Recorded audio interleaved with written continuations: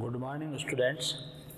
आज हमारा topic direct indirect speech. परीक्षा के अंदर डायरेक्ट में सेंटेंस दिया हुआ आता है, हमें इनडायरेक्ट स्पीच में बदलना होता है। डायरेक्ट और इनडायरेक्ट को रिपोर्टेड स्पीच भी, रिपोर्टेड स्पीच भी कहते हैं, और दूसरा इसको नरेशन, रिपोर्टेड स्पीच और नरेशन के नाम से भी इसको पुकारा जाता है। परीक्षा के अंदर डायरेक्ट और इनडायरेक्ट से संबंधित, या फिर रिपोर्टेड स्पीच से संबंधित, या नरेशन से संबंधित। डायरेक्ट का मतलब होता है प्रत्यक्ष, इनडायरेक्ट का मतलब होता है अप्रत्यक्ष। और स्पीच, वैसे स्पीच सामान्य स्पीच का अर्थ होता है भाषण, लेकिन यहाँ स्पीच का अर्थ हो जाएगा कथन। रिपोर्टेड स्पीच कहा गया कथन, वक्ता के द्वारा जो कहा जाता कथन होता है उसको रिपोर्टेड स्पीच कहते हैं। और अथवा इसको और कहेंगे नरेशन। नरेशन का भी मतलब होता है कथन, नरेशन का भी मतलब होता है कथन। सबसे पहले डायरेक्ट और इनडायरेक्ट की डेफिनेशन समझेंगे कि डायरेक्ट क्या होता है, इनडायरेक्ट क्या होता है। तो प्यारे विद्यार्थियों, सबसे पहले डायरेक्ट की डेफिनेशन।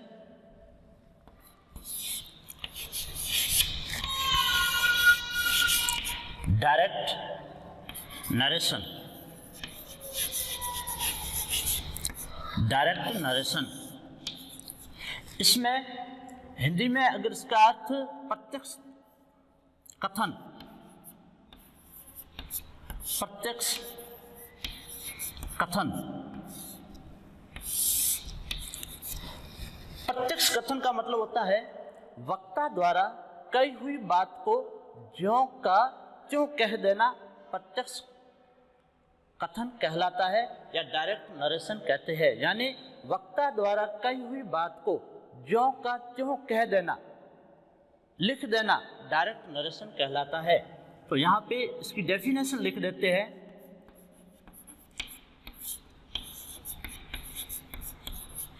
वक्ता द्वारा कही हुई बात को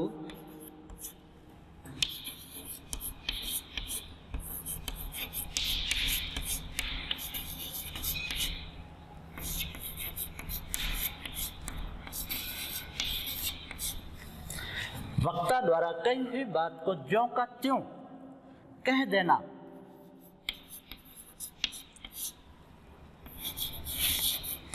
डायरेक्ट नरेशन कहलाता है। डायरेक्ट नरेशन कहलाता है, डायरेक्ट नरेशन कहलाता है। इसे इन्वर्टेड कॉमा में, इसे इन्वर्टेड कॉमा, इन्वर्टेड कॉमा 6699, जिसे हिंदी में उद्धरण चिन्ह बोलते हैं, इन्वर्टेड कॉमा में बंद किया जाता है। इन्वर्टेड कॉमा में बंद किया जाता है, बंद किया जाता है। कैसे बंद किया जाता है, उदाहरण के माध्यम से समझेंगे। जैसे he said to him,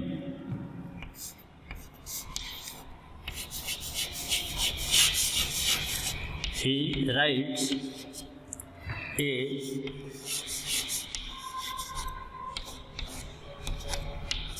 letter. दोबारा समझिए इसको। डायरेक्ट नरेशन का मतलब होता है प्रत्यक्ष कथन, वक्ता द्वारा कही हुई बात को ज्यों का त्यों कह देना या लिख देना, डायरेक्ट नरेशन कहलाता है। इसे इन्वर्टेड कोमा 6699, जिसे हिंदी में उद्धरण चिन्ह बोलते हैं, उसके द्वारा बंद किया जाता है। जैसे उदाहरण के माध्यम से समझेंगे, he said to him, he writes a letter. ये जो ही राइट्स ए लेटर, ये जो लिखा गया है इसको इन्वर्टेड कॉमा में बंद किया गया है, इसलिए ये डायरेक्ट नरेशन कहलाएगा। दूसरा हमारा है इनडायरेक्ट, यानी परीक्षा के अंदर डायरेक्ट नरेशन में सेंटेंस दिया हुआ आएगा और हमें इनडायरेक्ट नरेशन में बदलना होगा। तो दूसरा पॉइंट है इनडायरेक्ट नरेशन।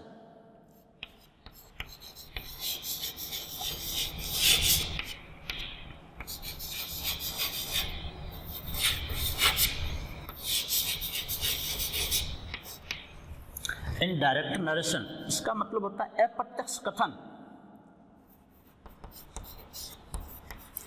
अप्रत्यक्ष कथन, इसकी जो डेफिनेशन होती है इनडायरेक्ट नरेशन, अप्रत्यक्ष कथन कहते हैं, मतलब वक्ता द्वारा कही हुई बात को ज्यों का त्यों न कहकर अपने शब्दों में अभिव्यक्त करना इनडायरेक्ट नरेशन कहलाता है। तो यहां पे लिख देंगे डेफिनेशन, वक्ता द्वारा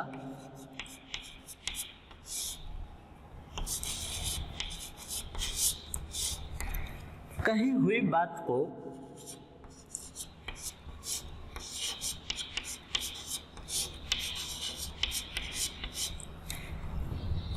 ज्यों का त्यों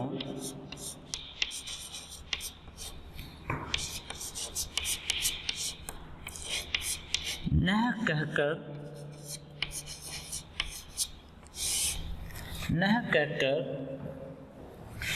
अपने शब्दों में अभिव्यक्त करना,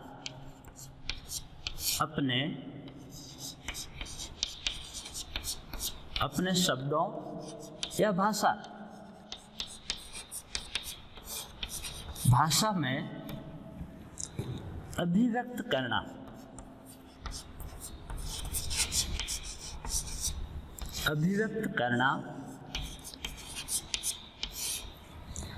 इनडायरेक्ट नरेशन कहलाता है। इनडायरेक्ट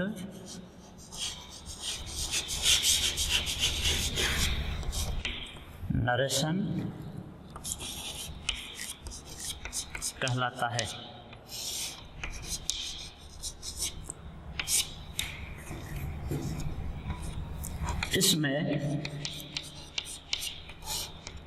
इसमें कोमा व इन्वर्टेड कोमा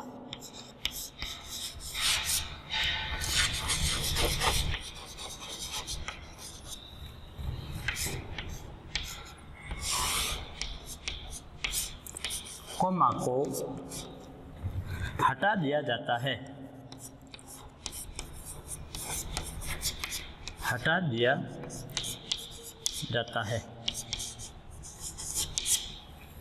अब इसके अंदर पहचानने के लिए कि डायरेक्ट नरेशन होता है वो वक्ता द्वारा कही हुई बात को ज्यों का त्यों कह देना, उसको इन्वर्टेड कोमा में बंद किया जाता है। ऐसा वाक्य जो इन्वर्टेड कोमा में बंद होता है वो डायरेक्ट नरेशन कहलाता है। और परीक्षा में डायरेक्ट नरेशन का सेंटेंस दिया हुआ आता है और हमें इनडायरेक्ट नरेशन में बदलना होता है। और इनडायरेक्ट नरेशन में जब बदलते हैं तो कोमा, इन्वर्टेड कोमा हटा देते हैं। कैसे? ही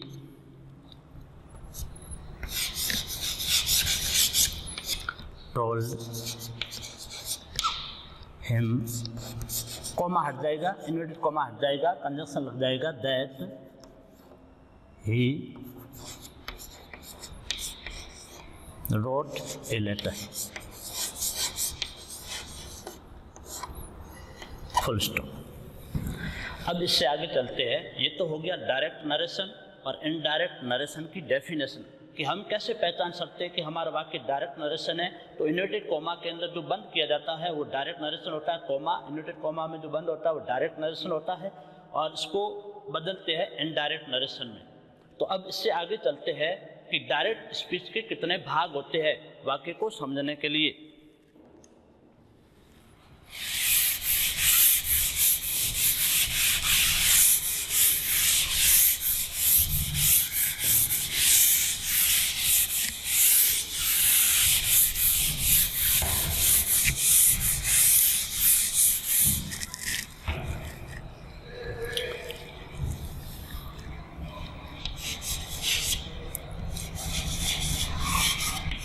डायरेक्ट स्पीच के दो भाग होते हैं। डायरेक्ट स्पीच के दो भाग होते हैं, यानी हमारे परीक्षा के अंदर जो डायरेक्ट का सेंटेंस आता है उसको समझने के लिए तो डायरेक्ट स्पीच के दो भाग होते हैं। नंबर 1, फर्स्ट, पहला भाग जो होता है उसको बोलते हैं रिपोर्टिंग पार्ट। पहले भाग को बोलते हैं रिपोर्टिंग पार्ट। रिपोर्टिंग पार्ट इसमें क्या होता है, रिपोर्टिंग पार्ट में ये भाग इन्वर्टेड कोमा से इन्वर्टेड कोमाज जो इस तरह से होता है कि बाहर का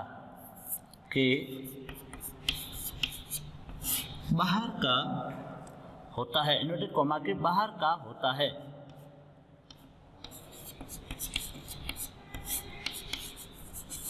बाहर का होता है। इसकी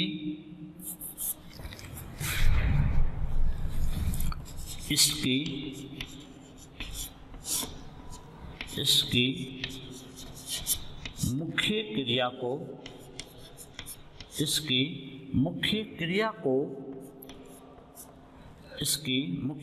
को reporting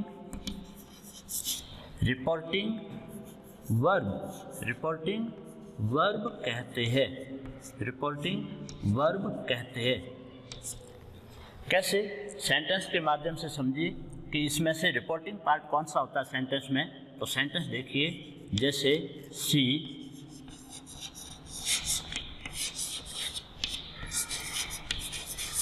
said to him,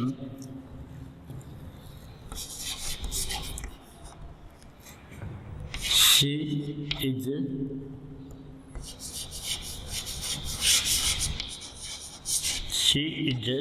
writing a novel। अब इसमें से हमें सबसे पहले तो पता लगाना होता है कि इसमें से ये बाकी जो दिया हुआ वो डायरेक्ट का है या इनडायरेक्ट का है।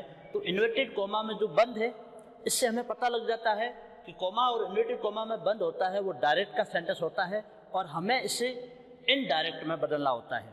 तो सबसे पहले इनडायरेक्ट में बदलने के लिए इस सेंटेंस के दो भाग होते हैं। पहला भाग रिपोर्टिंग पार्ट कहलाता है। ये भाग इन्वर्टेड कोमा के बाहर का भाग होता है। तो ये इन्वर्टेड कोमा के अंदर का भाग है और ये यहाँ से लगा करके जो ये भाग होता है, यहाँ से लगा करके और ये भाग होता है वो रिपोर्टिंग पार्ट कहलाता है। और इसकी जो मुख्य क्रिया होती है, ये सब्जेक्ट है और ये ऑब्जेक्ट है और ये मेन वर्ब है। तो इसकी जो मुख्य क्रिया उसको बोलते हैं रिपोर्टिंग वर्ब। मुख्य क्रिया को बोलते हैं रिपोर्टिंग वर्ब। तो ये जो भाग होता है प्रथम भाग, जिसको बोलते हैं पहला भाग, तो उसको कहते हैं रिपोर्टिंग पार्ट। Reporting part.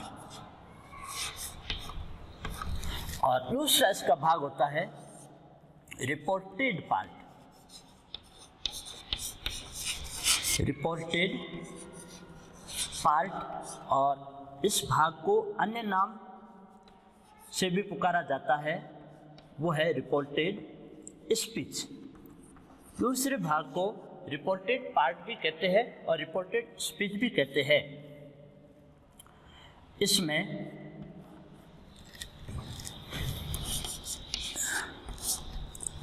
ये भाग वक्ता द्वारा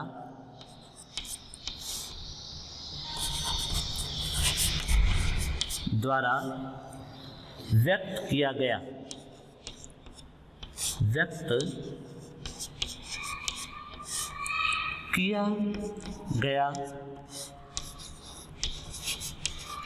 कथन होता है।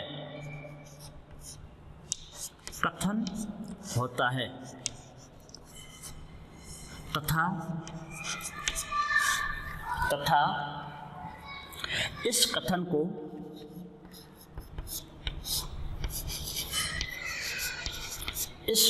को इन्वर्टेड कोमा में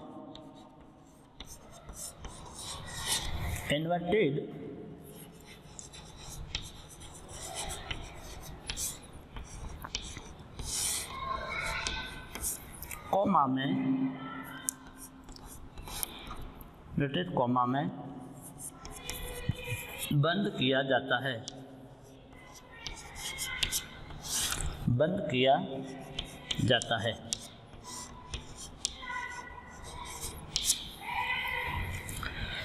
जैसे सेंटेंस के माध्यम से वही सेंटेंस है उसको अपन वापस समझ लेते हैं। जैसे she said to him,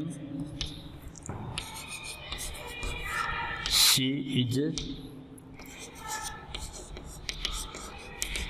writing a novel.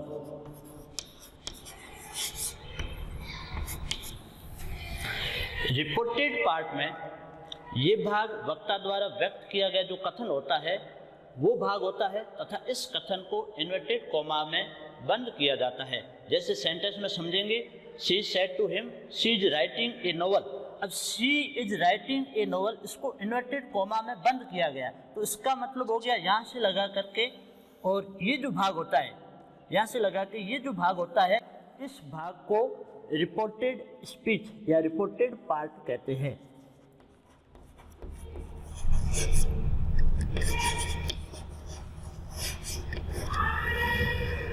दोबारा समझ लेंगे, रिपोर्टिंग पार्ट फर्स्ट भाग होता है और reported part second part.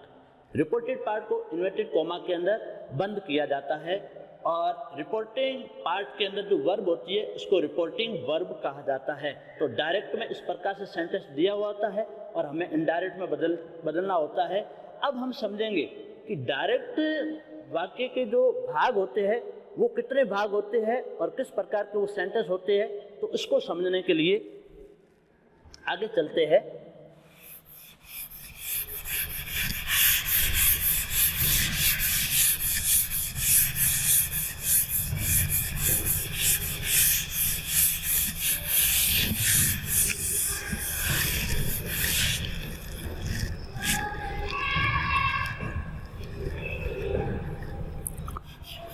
Heading हो जाएगी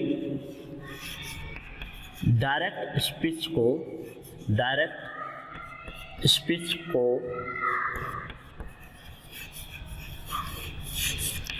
इनडायरेक्ट में बदलने के नियमों को 5 भागों में बांटा जा सकता है। 5 भागों में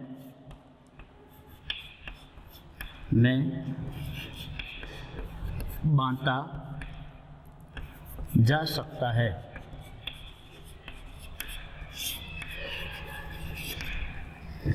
अब हम बात करें कि डायरेक्ट में जो सेंटेंस आते हैं उसमें से 5 प्रकार के सेंटेंस दिए जा सकते हैं। 5 भाग हो सकते हैं, जो नियम बदलने के जो तरीके होते हैं वो 5 हो सकते हैं। और 5 कौन से भाग बांटे जा सकते हैं? ये डायरेक्ट स्पीच के बाकी जो आएंगे वो 5 प्रकार के आएंगे। उसमें विद्यार्थी को पहचानना होगा सबसे पहले कि ये जो सेंटेंस दिया हुआ है वो कौन से भाग का है, क्योंकि प्रत्येक भाग के अलग अलग नियम से। जैसे पहला भाग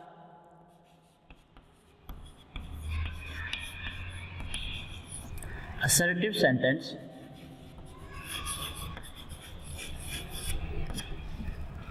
number 2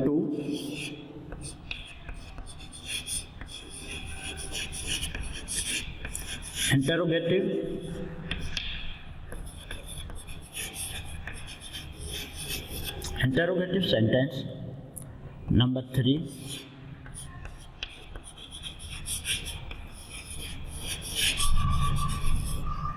imperative sentence, number 4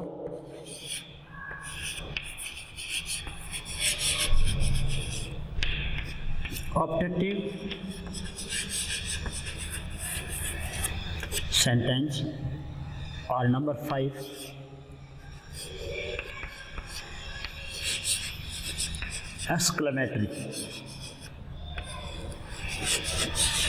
exclamatory sentence. Assertive sentence का मतलब होता है स्वीकारात्मक वाक्य, स्वीकारात्मक वाक्य। इंटरोगेटिव सेंटेंस, प्रश्नवाचक वाक्य, प्रश्नवाचक वाक्य। इंपेरेटिव सेंटेंस, आज्ञात्मक वाक्य, आज्ञात्मक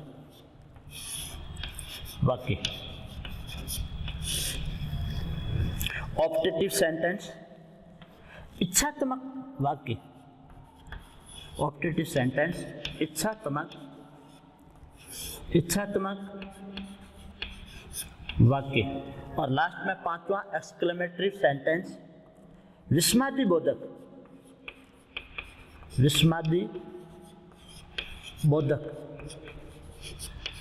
विस्मयादिबोधक वाक्य। डायरेक्ट में बोर्ड परीक्षा हो या लोकल परीक्षा हो, डायरेक्ट में जो परीक्षा सेंटेंस जो दिए हुए आते हैं उनमें से आपको पहचानना होता है कि इन 5 वाक्य में से कौन सा वाक्य है। ये 5 वाक्य असर्टिव सेंटेंस का हो सकता है, इंटरोगेटिव सेंटेंस का हो सकता है, इंपेरेटिव सेंटेंस का हो सकता है, ऑप्टेटिव सेंटेंस का हो सकता है और एक्सक्लेमेटरी सेंटेंस का हो सकता है। तो सबसे पहले आपको पहचान करनी है कि इन 5 में से कौन सा वाक्य दिया है परीक्षा वालों ने। तो 5 में से वाक्य पहचानने के बाद में फिर उस वाक्य के नियम लगाने होते हैं। तो इन 5 सेंटेंस के अलग अलग नियम है। तो अपन इसके भी उपभाग अगर कर दिए जाए, असर्टिव सेंटेंस 2 भाग होते हैं। पहला भाग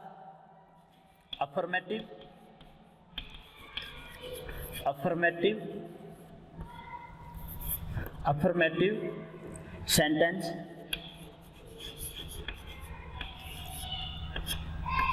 जिसे कहते हैं सकारात्मक वाक्य, सकारात्मक वाक्य। और दूसरा इसका भाग होता है नेगेटिव सेंटेंस, नकारात्मक वाक्य।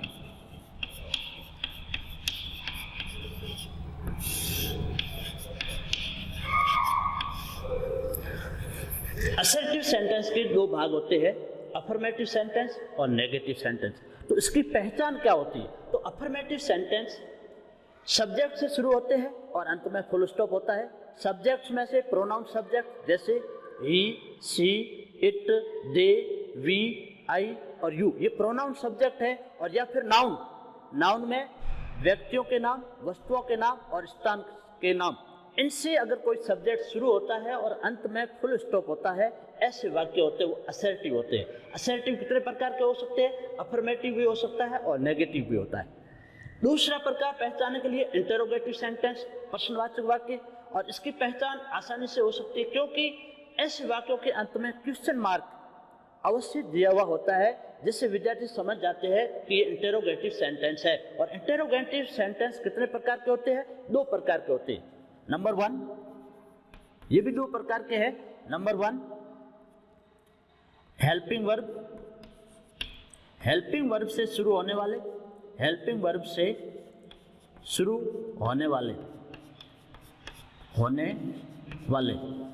अब हेल्पिंग वर्ब कितनी होती है? यानी मुख्य हेल्पिंग वर्ब 11 होती है और 13 जो होते हैं वो मॉडल्स होते हैं। 13 और 11 टोटल हो जाती है 24 हेल्पिंग वर्ब्स। यानी man helping verbs, man helping verbs होती है 11 और मॉडल्स होते हैं 13 और टोटल हो जाती है 24 हेल्पिंग वर्ब।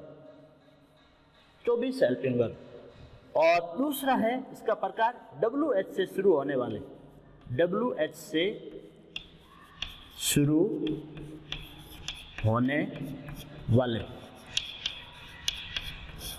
इंटरोगेटिव में 2 प्रकार के वाक्य हो सकते हैं। एक हेल्पिंग वर्ब से शुरू होने वाले वाक्य होते हैं और helping verb, man helping verb होती है 11 और मॉडल्स होते हैं 13, टोटल होगी 24 हेल्पिंग वर्ब। और दूसरा इंटरोगेटिव में WH से शुरू होने वाले वाक्यों का मतलब होता है या तो वो W से शुरू होंगे और या फिर H से शुरू होंगे। W से शुरू होने वाले जैसे what, why, when, which, where, who, whom, whose इत्यादि। और एच से शुरू होने वाले how, how many, how much, how long, how far, how distance, ये एच से शुरू होने वाले। तो इंटरोगेटिव हमारी पहचान हो जाएगी, क्वेश्चन मार्क अंत में लगा हुआ होगा और दो प्रकार के होंगे, या हेल्पिंग वर्ड से शुरू होंगे या WH से शुरू होंगे। नेक्स्ट तीसरा है इंपेरेटिव सेंटेंस, जिसे आज्ञात्मक वाक्य कहते हैं। और आज्ञात्मक वाक्य चार प्रकार के, आज्ञात्मक वाक्य चार प्रकार के होते हैं। तो अपन यहाँ पे वर्णन कर लेते हैं। नंबर 1, चार प्रकार के कौन से होते हैं? नंबर 1 में वर्ब की फर्स्ट फॉर्म से शुरू होने वाले, वर्ब की फर्स्ट फॉर्म से शुरू होने वाले। नंबर 2, डू नॉट से शुरू होने वाले, डू नॉट से शुरू होने वाले।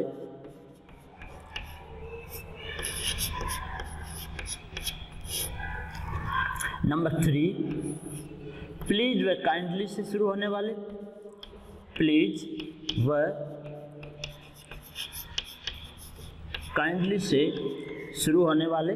और नंबर 4, लेट से शुरू होने वाले, लेट से शुरू होने वाले।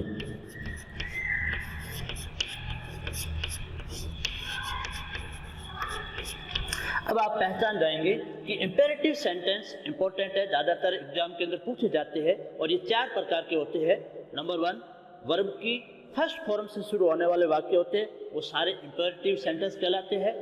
डू नॉट से शुरू हो और अंत में फुल स्टॉप आ जाए, क्यों? क्योंकि डू हेल्पिंग वर्ब भी है और क्वेश्चन मार्क लगने पर ये इंटरोगेटिव बन जाती है। लेकिन डू नॉट से शुरू हो, अंत में फुल स्टॉप हो, ऐसा वाक्य इंपेरेटिव सेंटेंस में आ जाता है। और तीसरा प्रकार है प्लीज व काइंडली से शुरू होने वाले वाक्य जो होते हैं वो भी इंपेरेटिव सेंटेंस में आते हैं। और चौथा है लेट से शुरू होने वाले वाक्य, और लेट से भी शुरू होने वाले वाक्य जो होते हैं वो भी इंपेरेटिव में आते हैं। लेकिन लेट से शुरू होने वाले वाक्य भी दो भाग होते हैं। नंबर 1, पहला भाग होता है प्रस्ताव, प्रस्ताव को बोलते सजेस्टेड। और ये शुरू होते वाक्य लेट अस से, ये शुरू होते हैं लेट अस से, सिर्फ लेट अस से शुरू होते। और नंबर 2, दूसरा भाग है इसका अनुमति, दूसरा भाग है अनुमति, इंग्लिश में बोलते हैं परमिशन।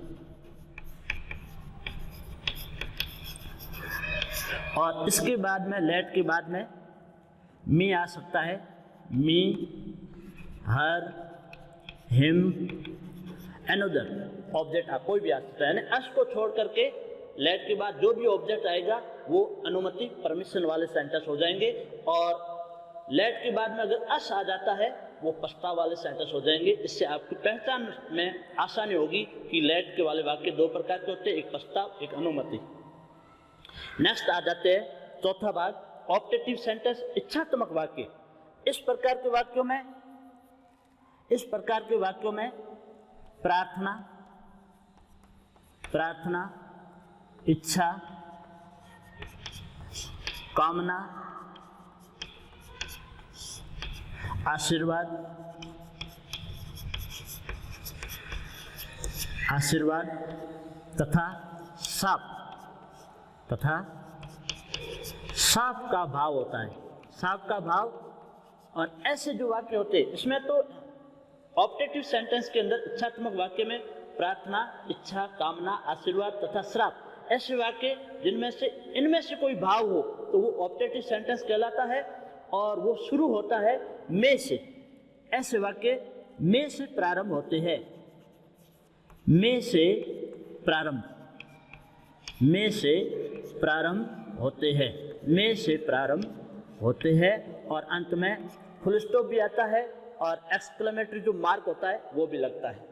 और लास्ट पांचवा सेंटेंस है एक्सक्लेमेटरी सेंटेंस, विस्मयादिबोधक वाक्य। और ऐसे वाक्यों के अंदर प्रसन्नता, प्रसन्नता, शोक, प्रसन्नता, शोक, दुख तथा आश्चर्य का भाव होता है, आश्चर्य का भाव। इसके सिवाय इसकी पहचान क्या होती है? इसमें विस्मयादिबोधक शब्द, इसमें एक्सक्लेमेटरी वर्ड्स होते हैं, एक्सक्लेमेटरी वर्ड आते हैं, ये भी इसकी पहचान है। एक्सक्लेमेटरी जो वर्ड्स होते हैं वो कौन से होते हैं, जैसे हुर्रे, अल्लास, ओहो, ब्रेवो इत्यादि। तो प्यारे विद्यार्थियों, एक्सक्लेमेटरी जो सेंटेंस होता है उसमें वाक्य में भाव कौन सा होता है, प्रसन्नता का, शोक का, दुख का, आश्चर्य का भाव होता है। इससे भी पता नहीं चलता है, तो उसमें दूसरी पहचान है, एक्सक्लेमेटरी वर्ड्स दिए हुए होते हैं। कैसे एक्सक्लेमेटरी वर्ड्स होते हैं, जैसे हुर्रे, अल्लाह, ओहो, ब्रेवो। इससे आपको पता चल जाएगा कि ये सेंटेंस एक्सक्लेमेटरी है। तो सबसे पहले डायरेक्ट वाक्य से इनडायरेक्ट बनाते समय हमें पहचान करनी होगी कि जो डायरेक्ट में वाक्य दिया हुआ है इन 5 में से कौन सा दिया हुआ है। पहचान करने के बाद में जो वाक्य होगा उसके नियम लगेंगे। तो दोबारा समझ लीजिए एक बार, असर्टिव सेंटेंस के 2 भाग हैं, अफर्मेटिव और नेगेटिव, सकारात्मक और नकारात्मक। इंटरोगेटिव सेंटेंस प्रश्नवाचक वाक्य होते हैं जो 2 प्रकार से शुरू होते हैं, एक हेल्पिंग वर्ब से शुरू होने वाले और दूसरे WH से शुरू होने वाले। Helping verb, man helping verb 11 होती है और हेल्पिंग वर्ब का भी कार्य करती है और मैन वर्ब का भी कार्य करती है। और मोडस 13 होते हैं। विधि सूचक क्रियाएं होती है। मोडस का मतलब होता है विधि सूचक क्रियाएं जो विशेष अर्थ निकलते हैं। जब इन क्रियाओं के विशेष अर्थ निकलते हैं तब ये मोडस कहलाते हैं और टोटल हो जाती है 24। और दूसरा इंटरोगेटिव सेंटेंस, WH से शुरू होने वाले वाक्य, W से शुरू होने वाले या H से शुरू होने वाले। तीसरा है इंपेरेटिव सेंटेंस, आज्ञात्मक वाक्य होते हैं, कमांड है, आदेश है, सलाह का भाव। ऐसे वाक्यों के अंदर ये भाव होते हैं और ये 4 प्रकार के होते हैं। वर्ब की फर्स्ट फॉर्म से शुरू होने वाले, डू नॉट से शुरू होने वाले, प्लीज और काइंडली से शुरू होने वाले और लेट से शुरू होने वाले। और लेट से भी 2 भाग है, पहला भाग प्रस्ताव, दूसरा भाग अनुमति, सजेस्टेड और परमिशन। प्रस्ताव वाला जो सेंटेंस होगा उसके लेट के जस्ट बाद अस आएगा और अस को छोड़ करके लेट के बाद में मी, हिम, हर आ जाते हैं, तो वो अनुमति, परमिशन वाले सेंटेंस होंगे। ऑप्टेटिव सेंटेंस में इच्छात्मक वाक्य होता है। इसमें प्रार्थना, इच्छा, कामना, आशीर्वाद तथा साप का भाव होता है और ऐसे वाक्य में से प्रारंभ होते हैं। और लास्ट में है एक्सक्लेमेटरी सेंटेंस, विस्मयादिबोधक वाक्य। इसमें भाव कौन सा होता है, प्रसन्नता, शोक, दुख, आश्चर्य का भाव होता है और इसमें एक्सक्लेमेटरी वर्ड्स दिए होते हैं। एक्सक्लेमेटरी वर्ड्स कैसे होते हैं, हुर्रे, अल्लाह, ओहो, ब्रेहू, जिससे आपको पहचानने में आसानी हो सके। तो सबसे पहले वाक्य की पहचान करनी होगी और उसके बाद में इनडायरेक्ट बनाने के जो नियम है, रूल्स है, वो लगाने होंगे। और आज अपन इतना ही समझेंगे, कल इससे आगे चलेंगे, असर्टिव सेंटेंस को समझने की कोशिश करेंगे। थैंक्स।